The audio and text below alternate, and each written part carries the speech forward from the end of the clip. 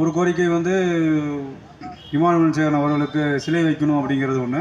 அதுக்கு சரியான முடிவு வழக்கறிஞர் முத்துவேல்கிட்ட வந்து கொடுத்துருக்கதா சொல்லியிருக்காங்க.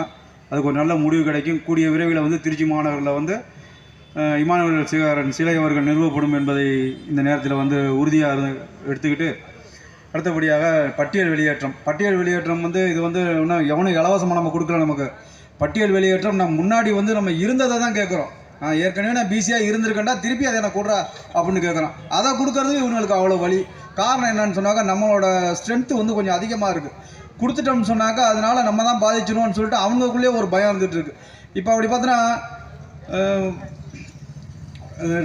இது 2-3 சமுதாயம் இருக்குது. அது பேர் சொல்ல விரும்பலை. அந்த சமுதாயம்லாம் அதே பேரில் இருக்குது. ஆனால் மாற்று பேரில் வந்து இப்போ அவன் சொல்லிக்கிட்டு இருக்கான். உதாரணத்துக்கு நம்ம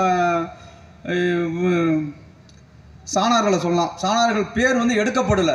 ஆனால் அவங்க வந்து சாணார்னு இப்போ யாரும் கூப்பிடல. ஆனால் நம்மளோட பேர் பல்லன்கிற பேர் வந்து எடுக்கப்பட்டு தேவேந்திர குல வேளாளர்னு அறிவிக்கப்பட்டாலும் ஆனால் அவன் என்ன சொல்கிறானாக்க, தேவேந்திர குல வேளாளர்னு நான் சொல்ல மாட்டேன், பல்லன் தான் சொல்லுவேன்னு சொல்கிறான் ஒருத்தன். அது மாதிரிலாம் நடந்துக்கிட்டு இருக்குது. இதெல்லாம் வந்து நம்ம வந்து ஒன்று சேர்ந்தால் மட்டும்தான் வந்து முறியடிக்க முடியும்.